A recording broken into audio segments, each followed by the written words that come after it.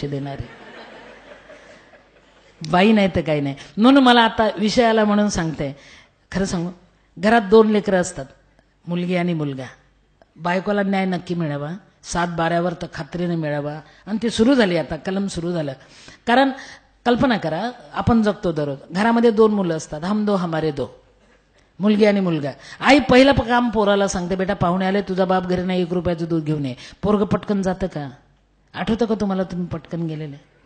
नाही जात. ते एक करते, दणादणा पाया पडते, घसरलेली चड्डी वर सरकवते, आडव्या हाताने नाक पुसते आणि आईला सांगते मी नाही जात जा. तरी आई सांगते अरे शेंगदाणे दिल, गुळ दिल, जा रे बेटा. त्यावेळेस ती आई काय करते माहिती आहे? तोंडावर हात फिरवून सांगते जा रे. एवढे प्रलोभनं दिल्यानंतर ते कार्ट जाते. आणि जाताना कसं जाते माहिती आहे? डाव्या हातात ग्लास घेते, उजव्या हातात रुपया घेते, 1च रुपया असतो. आणि त्या पाहुण्यांकडे डोळे काढून बघते आणि पाहुण्यांकडे बघत बघत ठाण ठाण ग्लास ठोकतच जाते कार्ट. ते पाहुण्यांना सांगते दूध आणतो लेको, दम धरा, पाहुणे आलात ना. हे पोरग, फरक बघा. हे पोरग, पोरीला सांगा बरं.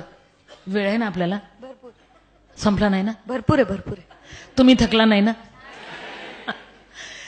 पोरीला सांगा बघा, फरक बघा. पोरीला सांगा बेटा 1 रुपयाचं दूध घेऊन ये बाळ. ती काय करते माहिती आहे? लक्षात घ्या मी बोललेलं. ती एक नजर आईकडे पाहते, नजरेने सांगते काळजी करू नको, घेऊन येते, न बोलता. ती डाव्या हातात कच्चा रुपया पकडते. तिला माहित असते हरवला तर 2रा रुपया आईकडे नाही, बाप घरी नाही.